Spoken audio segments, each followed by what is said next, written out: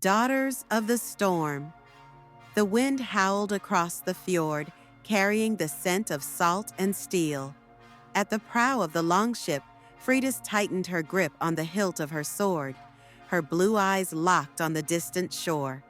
Behind her, 20 warriors, women as fierce as any man, stood ready, their braided hair whipping in the wind, their axes gleaming beneath the silver moon.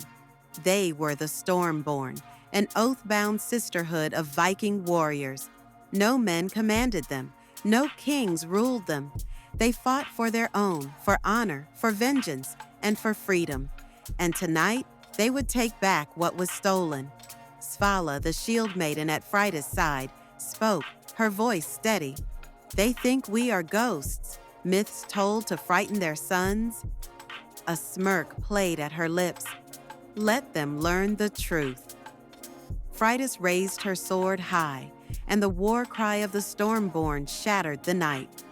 The longship cut through the waves, striking the shore like thunder. Sand flew beneath their boots as they charged, shields locked, voices fierce.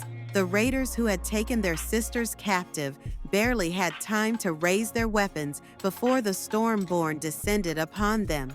Freydis fought with a fire that burned in her veins, each strike a promise that no woman under her protection would ever be caged again.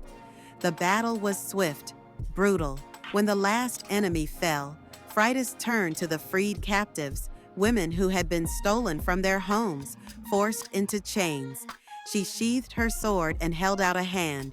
"You are free," she said, voice like steel. "Or fight with us and never be taken again." One by one, the women rose, fire rekindled in their eyes. They took up weapons, lifted shields, and stood beside the Stormborn. As the longship sailed away from the burning wreckage of the raiders' camp, Freydis knew their legend had only just begun.